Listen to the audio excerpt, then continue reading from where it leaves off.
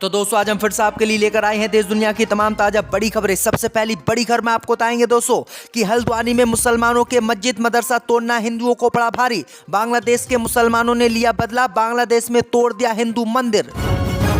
किसानों के आंदोलन से मोदी सरकार को हो रहा है रोजाना 500 करोड़ का नुकसान, बैकफुट पर आए मोदी अमित शाह। इसराइल के 2 टुकड़े कराकर फिलिस्तीनी राज्य बनाने की एक तरफा मान्यता को नेतन्याहू ने किया खारिज, निर्णय से पहले अमेरिका के राष्ट्रपति से की बातचीत। कर्नाटक की कांग्रेस सरकार ने बजट में मुसलमानों पर बरसाए पैसे, 100 करोड़ रुपये मुसलमानों को देने के साथ साथ कर्नाटक में हज हाउस बनाने का किया ऐलान। किसानों के आंदोलन से डरी योगी सरकार, किसान आंदोलन के बीच योगी सरकार ने यूपी में 6 महीने के लिए हड़ताल पर लगाई रोक। कांग्रेस की भारत जोड़ो न्याय यात्रा से पहले प्रियंका गांधी की बिगड़ी तबीयत, अस्पताल में कराया गया भर्ती, भारत जोड़ो न्याय यात्रा में नहीं होंगी शामिल। तो दोस्तों सभी खबरों को आपको एक एक कर बताने वाले हैं, वीडियो को लाइक कर चैनल को सब्सक्राइब कर दें। इसी बीच पर तो दोस्तों अगली खबर की ओर, तो हल्द्वानी में मस्जिद मदरसा तोड़ना मोदी सरकार को पड़ा भारी, बांग्लादेश के मुसलमानों ने लिया बदला, बांग्लादेश में तोड़ दिया मंदिर।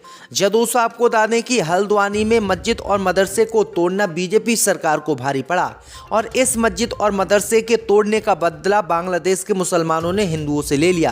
खबर सामने निकल कर आई दोस्तों कि एक तरफ जहां पर हल्द्वानी में मस्जिद और मदरसे को तोड़ा गया, तो एक हफ्ते के भीतर ही बांग्लादेश में हिंदुओं के मंदिर को मुसलमानों ने तोड़ दिया। इस मंदिर को अवैध बताते हुए मुसलमानों ने इसमें बुलडोजर चलवा दिया और जिन हिंदुओं ने इसका विरोध किया उनके साथ मारपीट की और बांग्लादेश छोड़ने की उनको धमकी दी। तो ये बड़ी अपडेट आई दोस्तों कि भारत में जहां मुसलमानों के मस्जिद मदरसे दरगाहों को अवैध बताकर बुलडोजर चलवा कर तोड़ दिया जाता है, तो ऐसा ही काम अब पड़ोसी देश बांग्लादेश में हिंदुओं के साथ भी होने लगा है। इसी बीच पर तो दोस्तों अगली खबर की ओर, तो किसानों के आंदोलन ने छुड़ाए मोदी अमित शाह के पसीने, किसान आंदोलन से रोजाना हो रहा 500 करोड़ का नुकसान। दोस्तों आपको बता दें कि किसानों के आंदोलन ने मोदी सरकार के पसीने छुड़ा दिए हैं और इसी आंदोलन के चलते मोदी सरकार की खटिया खड़ी होने वाली है। दरअसल आपको बता दें कि एक उद्योग संघ ने अनुमान जारी किया है कि किसान आंदोलन से रोजाना मोदी सरकार को 500 करोड़ रुपए का नुकसान हो रहा है और ये नुकसान सबसे ज्यादा हरियाणा, पंजाब और राजस्थान को हो रहा है, क्योंकि अगर यह आंदोलन लंबा चलता है तो 500 करोड़ रुपए के नुकसान होने की आशंका जताई गई है, जिससे मोदी सरकार की नींद उड़ गई है। वहीं आपको बता दें कि अगर आंदोलनकारी किसानों की बात नहीं मानी गई तो हरियाणा, दिल्ली सहित पंजाब की जीडीपी पर इसका सीधा असर पड़ेगा और ये तीनों ही राज्य बर्बाद हो जाएंगे। इसी बीच पर तो दोस्तों अगली खबर की ओर, तो गाजा पट्टी में जंग के बीच नेतन्याहू ने इसराइल के 2 टुकड़े करके फिलिस्तीनी राज्य की स्थापना करने का किया विरोध। दोस्तों आपको बता दें कि इसराइल के प्रधानमंत्री बेंजामिन नेतन्याहू ने फिलिस्तीनी राज्य की अंतर्राष्ट्रीय मान्यता की योजना और फिलिस्तीनियों के साथ स्थायी समाधान के संबंध में अंतर्राष्ट्रीय आदेशों को खारिज कर दिया है। दरअसल आपको बता दें कि अमेरिकी राष्ट्रपति जो बाइडेन से 40 मिनट तक बात करने और सुरक्षा कैबिनेट की बैठक के बाद उन्होंने ये बातें कही हैं।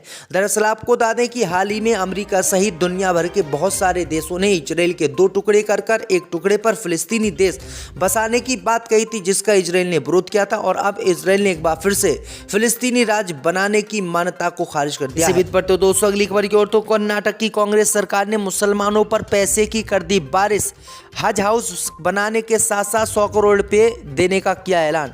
दोस्तों आपको बता दें कि कर्नाटक की कांग्रेस सरकार ने आज बजट पेश किया है। इस बजट में मुसलमानों पर पैसे की बारिश कांग्रेस सरकार ने की है। खबर सामने निकल कर आई दोस्तों कि कांग्रेस की कर्नाटक सरकार ने 100 करोड़ रुपया इस बजट में मुस्लिम समुदाय को देने का वादा किया है।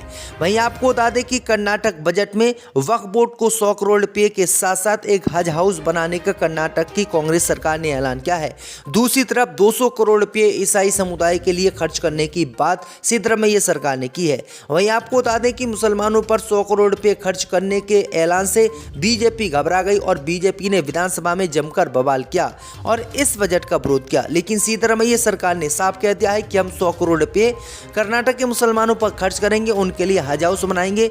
बीजेपी कितना ही विरोध करे हम उसकी बात नहीं मानेंगे। इसी बीच पर तो दोस्तों अगली खबर की ओर, तो किसानों के आंदोलन से डरी योगी सरकार 6 महीने के लिए उत्तर प्रदेश में हड़ताल पर लगाई रोक। दोस्तों आपको बता दें कि उत्तर प्रदेश की सरकार किसान आंदोलन से डर गई है और किसान आंदोलन और लोकसभा चुनाव को देखते हुए यूपी में किसी तरह की हड़ताल पर 6 महीने के लिए रोक लगा दी गई है। हड़ताली कर्मचारियों के खिलाफ एस्मा के तहत कार्रवाई की जाएगी और उन्हें बिना वारंट के गिरफ्तार कर लिया जाएगा। अपर मुख्य सचिव डॉक्टर देवेश चतुर्वेदी ने इस संबंध में शुक्रवार को अधिसूचना जारी कर दी है। अधिसूचना में कहा गया है कि राज्य सरकार ने लोकहित में यह फैसला किया है। उत्तर प्रदेश अत्यावश्यक सेवाओं का अनुरक्षण अधिनियम 1996 की धारा 3 के तहत यह फैसला किया गया है। इसी बीच बढ़ते दोस्तों अगली खबर की ओर, तो राहुल की भारत जोड़ो न्याय यात्रा से पहले प्रियंका गांधी की बिगड़ी तबीयत, अस्पताल में कराया गया भर्ती। जय दोस्तों, आपको बता दें कि कांग्रेस नेता प्रियंका गांधी वाड्रा की तबीयत अचानक खराब हो गई है। इसके बाद उन्हें अस्पताल में भर्ती कराना पड़ा है।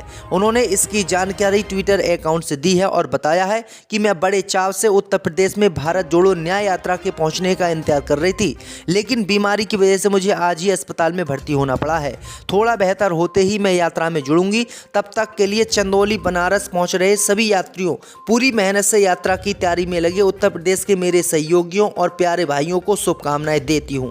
यानी राहुल गांधी की न्याय जोड़ो यात्रा में प्रियंका गांधी शामिल होने वाली थी, लेकिन अचानक उनकी तबीयत खराब हो गई, जिसके कारण उन्हें अस्पताल में जाना पड़ा। इसी बीच बढ़ते दोस्तों अगली खबर की ओर, तो बिहार में एआईएमआईएम नेता की हत्या में राजद के 2 बड़े नेताओं का हाथ, एसआईटी खंगाल रही। Call detail.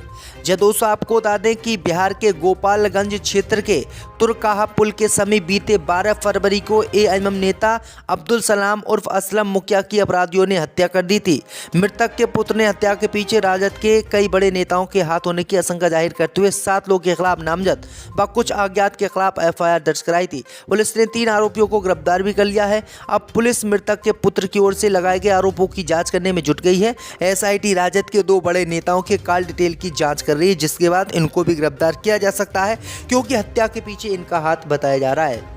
हाल ही में अमेरिका सहित दुनिया भर के बहुत सारे देशों ने इजराइल के 2 टुकड़े कर एक टुकड़े पर फिलिस्तीनी देश बसाने की बात कही थी, जिसका इजराइल ने विरोध किया था और अब इजराइल ने एक बार फिर से फिलिस्तीनी राज्य बनाने की मान्यता को खारिज कर दिया। इसी बीच दोस्तों अगली खबर की ओर, तो कर्नाटक की कांग्रेस सरकार ने मुसलमानों पर पैसे की कर दी बारिश। हज हाउस बनाने के साथ साथ 100 करोड़ रुपए देने का किया ऐलान। जय दोस्तों, आपको बता दें कि कर्नाटक की कांग्रेस सरकार ने आज बजट पेश किया है। इस बजट में मुसलमानों पर पैसे की बारिश कांग्रेस सरकार ने की है। खबर सामने निकल कर आई दोस्तों कि कांग्रेस की कर्नाटक सरकार ने 100 करोड़ रुपया इस बजट में मुस्लिम समुदाय को देने का वादा किया है। वहीं आपको बता दें कि कर्नाटक बजट में वक्फ बोर्ड को 100 करोड़ रुपये के साथ साथ एक हज हाउस बनाने का कर्नाटक की कांग्रेस सरकार ने ऐलान किया है। दूसरी तरफ 200 करोड़ रुपये ईसाई समुदाय के लिए खर्च करने की बात सिद्धरामैया सरकार ने की है। वहीं आपको बता दें कि मुसलमानों पर 100 करोड़ रुपये खर्च करने के ऐलान से बीजेपी घबरा गई और बीजेपी ने विधानसभा में जमकर बवाल किया और इस बजट का विरोध किया। लेकिन सिद्धरामैया सरकार ने साफ कह दिया है कि हम 100 करोड़ रुपये कर्नाटक के मुसलमानों पर खर्च करेंगे, उनके लिए हज हाउस बनाएंगे। बीजेपी कितना ही विरोध करे, हम उसकी बात नहीं मानेंगे। इसी बीच बढ़ते दोस्तों अगली खबर की ओर, तो किसानों के आंदोलन से डरी योगी सरकार 6 महीने के लिए उत्तर प्रदेश में हड़ताल पर लगाई रोक। जय दोस्तों, आपको बता दें कि उत्तर प्रदेश की सरकार किसान आंदोलन से डर गई है और किसान आंदोलन और लोकसभा चुनाव को देखते हुए यूपी में किसी तरह की हड़ताल पर 6 महीने के लिए रोक लगा दी गई है। हड़ताली कर्मचारियों के खिलाफ एस्मा के तहत कार्रवाई की जाएगी और उन्हें बिना वारंट के गिरफ्तार कर लिया जाएगा। अपर मुख्य सचिव डॉक्टर देवेश चतुर्वेदी ने इस संबंध में शुक्रवार को अधिसूचना जारी कर दी है। अधिसूचना में कहा गया है कि राज्य सरकार ने लोकहित में यह फैसला किया है। उत्तर प्रदेश अत्यावश्यक सेवाओं का अनुरक्षण अधिनियम 1996 की धारा 3 के तहत यह फैसला किया गया है। इसी बीच बढ़ते दोस्तों अगली खबर की ओर, तो राहुल की भारत जोड़ो न्याय यात्रा से पहले प्रियंका गांधी की बिगड़ी तबीयत, अस्पताल में कराया गया भर्ती। जय दोस्तों, आपको बता दें कि कांग्रेस नेता प्रियंका गांधी वाड्रा की तबीयत अचानक खराब हो गई है। इसके बाद उन्हें अस्पताल में भर्ती कराना पड़ा है। उन्होंने इसकी जानकारी ट्विटर अकाउंट से दी है और बताया है कि मैं बड़े चाव से उत्तर प्रदेश में भारत जोड़ो न्याय यात्रा के पहुंचने का इंतजार कर रही थी, लेकिन बीमारी की वजह से मुझे आज ही अस्पताल में भर्ती होना पड़ा है। थोड़ा बेहतर होते ही मैं यात्रा में जुड़ूंगी। तब तक के लिए चंदौली बनारस पहुंच रहे सभी यात्रियों, पूरी मेहनत से यात्रा की तैयारी में लगे उत्तर प्रदेश के मेरे सहयोगियों और प्यारे भाइयों को शुभकामनाएं देती हूं।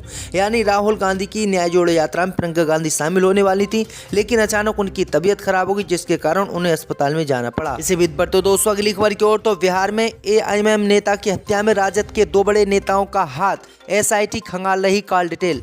जय दोस्तों, आपको बता दें कि बिहार के गोपालगंज क्षेत्र के तुरकाहा पुल के समीप बीते 12 फरवरी को एआईएमआईएम नेता अब्दुल सलाम उर्फ असलम मुखिया की अपराधियों ने हत्या कर दी थी।